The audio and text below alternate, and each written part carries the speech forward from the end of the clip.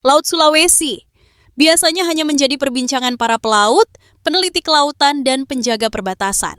Namun hari ini, wilayah itu mendadak menjadi jantung dari ketegangan yang membara antara dua negara bertetangga, Indonesia dan Malaysia.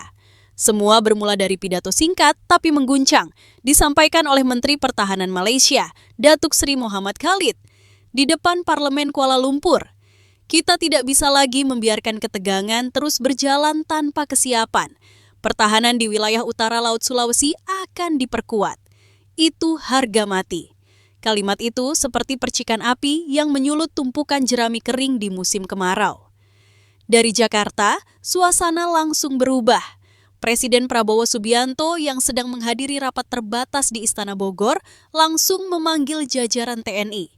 Di ruang komando militer yang sunyi dan dingin, layar-layar radar menampilkan grafik pergerakan kapal-kapal militer asing di zona abu-abu Laut Sulawesi. Ini bukan sekadar manuver politik, kata Prabowo dengan nada berat. Ini pesan, dan kita harus menjawabnya. Ketegangan yang telah lama tersembunyi kini muncul ke permukaan.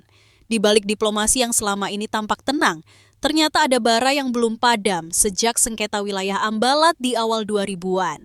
Walau telah dilakukan serangkaian perundingan damai dan pembagian zona ekonomi eksklusif, ZEE, kawasan Laut Sulawesi tetap menjadi titik rawan. Analis militer menyebutnya sebagai zona senyap. Wilayah yang tidak terdengar oleh publik, tetapi selalu aktif dalam pantauan satelit, radar, dan sonar militer. Kini zona itu telah menjadi panggung terbuka. Pada saat yang sama, laporan intelijen Indonesia menyebut adanya peningkatan aktivitas militer Malaysia di kawasan Sabah bagian timur. Beberapa kapal patroli kelas berat dan drone taktis mulai aktif di wilayah tersebut. Indonesia pun merespons dengan mengaktifkan 2 kapal fregat KRI kelas Marta Dinata dan mengerahkan radar pertahanan udara dari pangkalan TNI AU di Makassar.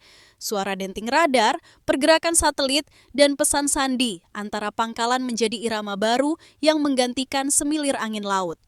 Laut Sulawesi bukan lagi kawasan netral, melainkan zona merah yang siap meledak kapan saja. Dan di tengah semua ini, satu hal menjadi jelas. Indonesia tidak akan mundur.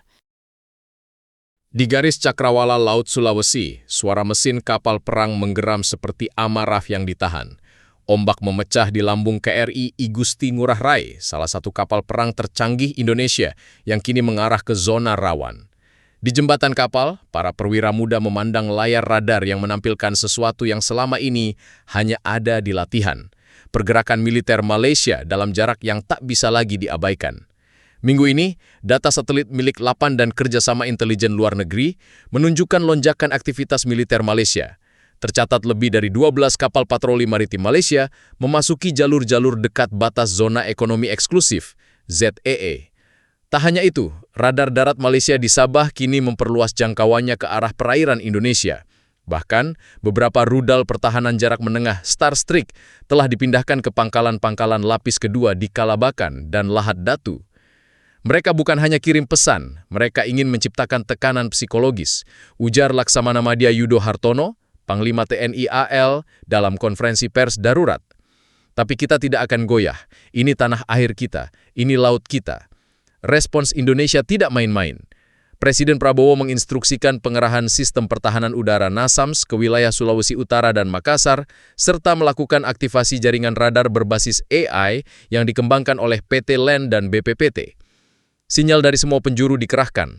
Satelit 84, drone MALE Elang Hitam, kapal intai kelas Diponegoro, hingga kekuatan TNI AU dari Skuadron 11 dan 14 yang siaga penuh di Lanut Hasanuddin. Jika radar mereka menyala, maka radar kita akan menyala lebih terang. Jika rudal mereka mengarah ke langit kita, maka langit kita akan menolaknya dengan tembok baja. Ucap Prabowo disambut tepuk tangan para jenderal di ruang cakra. Situasi ini telah membangkitkan kenangan lama akan konflik Ambalat di tahun 2005, saat 2 kapal perang nyaris baku tembak karena sengketa wilayah. Namun kali ini lebih kompleks. Bukan sekadar peta di atas meja, tapi strategi militer dan teknologi modern yang dipertaruhkan. Malaysia kini punya drone tempur Bayraktar, TB2 hasil akuisisi dari Turki, sementara Indonesia memiliki armada elang hitam dan rudal anti kapal C-705. Perang di zaman sekarang bukan lagi menunggu peluru pertama ditembakkan. Ini adalah perang senyap, perang radar, perang sistem komunikasi, dan perang persepsi.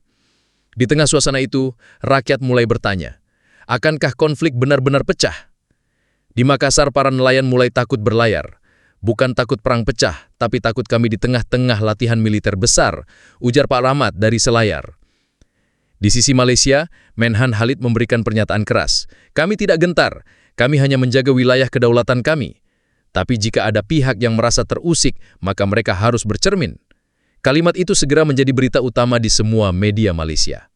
Sementara itu, armada TNI AL tak tinggal diam. 5 KRI tambahan dikirim ke wilayah barat laut Sulawesi, termasuk KRI Bung Tomo dan KRI Frans Kaisiepo. Semua kapal dalam mode tempur penuh, rudal siap luncur, sistem sonar aktif, dan awak kapal dalam status siaga 1. Di udara, pesawat tempur F-16 dan Sukhoi Su-30 terbang rendah mengitari batas udara nasional sebagai sinyal bahwa Indonesia siap menjaga setiap jengkal wilayahnya. TNI tidak mencari perang, ujar Jenderal Agus Subianto. Tapi TNI siap jika perdamaian diinjak-injak. Analis internasional mulai menyoroti situasi ini sebagai konflik yang belum pecah. Bahkan CNN dan Al Jazeera menurunkan laporan khusus mengenai eskalasi 2 negara Asia Tenggara di Laut Sulawesi. ASEAN mendesak agar ketegangan ini segera diredam melalui jalur diplomasi. Namun diam-diam, Australia dan Amerika Serikat memantau situasi lewat satelit militer mereka, dan Tiongkok pun memperhatikan dengan seksama dari jauhan. Karena Laut Sulawesi, meski tampak jauh dari konflik Laut Cina Selatan, kini menjadi titik strategis penting dalam pengendalian maritim Asia Pasifik. Namun satu hal yang tak ditunjukkan dalam peta, harga diri. Harga diri dua bangsa yang sama-sama merasa teritori mereka dilanggar. Dua bangsa yang memiliki sejarah panjang dan kini berdiri dengan alutsista canggih, teknologi modern, dan kekuatan militer yang tak lagi bisa dianggap remeh. Sementara para jurnalis dan analis sibuk menghitung jumlah kapal, rudal, dan radar yang aktif, rakyat Indonesia mulai melihat satu wajah yang memberi harapan dan ketegasan. Wajah itu adalah Prabowo Subianto. Ia berdiri tegas, bukan untuk menyulut perang, tapi untuk mengingatkan dunia bahwa Indonesia bukanlah bangsa yang bisa didikte. Kita tidak akan menyerang, tapi kita tidak akan mundur. Kita bangsa besar, kita bangsa yang berdaulat, dan kita akan mempertahankan itu dengan apapun yang kita miliki. Namun kini dunia hanya bisa menunggu. Di Laut Sulawesi, radar masih menyala. Kapal-kapal masih bergerak. Malam turun di Laut Sulawesi. Di kejauhan, lampu-lampu kapal perang menyala seperti bintang-bintang yang berlayar perlahan di gelapnya samudra. Tapi kali ini, langit tak memberi ketenangan. Ia hanya menjadi atap dari ketegangan yang belum redah. Di layar radar, titik-titik tetap bergerak. Beberapa lambat, beberapa cepat, tapi semua dalam satu pola, menunggu. Presiden Prabowo kembali ke Jakarta setelah 3 hari memantau langsung kekuatan militer di timur Indonesia. Di tangannya ada 2 peta, satu peta strategi militer, satu lagi peta diplomasi. Ia tahu, satu langkah salah bisa menyalakan bara yang sudah lama terkubur. Tapi ia juga tahu, mundur bukan pilihan bagi bangsa sebesar Indonesia. Kita tidak haus konflik, tapi kita tidak akan membiarkan siapapun meragukan kedaulatan kita, katanya dalam siaran nasional dari Istana Negara. Suaranya tenang, tapi tegas, seolah berbicara langsung ke hati rakyat. Sementara itu, Menhan Malaysia mulai mendapat tekanan internal dan eksternal. Media internasional mulai mempertanyakan langkah agresifnya. ASEAN menyerukan dialog.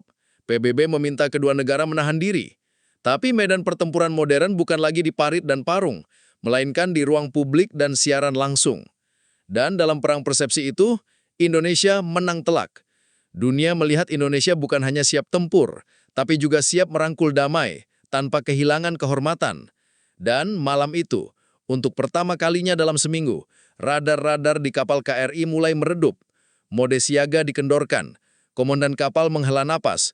Di radio, terdengar suara dari kapal Malaysia. Kita mundur ke posisi aman, tidak ada agresi. Belum ada kemenangan, belum ada kekalahan, tapi ada satu hal yang dipastikan, kedaulatan Indonesia tetap utuh. Dan seperti laut yang selalu kembali tenang setelah badai, Laut Sulawesi pun kembali sunyi. Tapi tak seorang pun melupakannya, karena di balik sunyi itu, ada satu pesan yang kini terukir di perairan luas. Indonesia tidak akan gentar.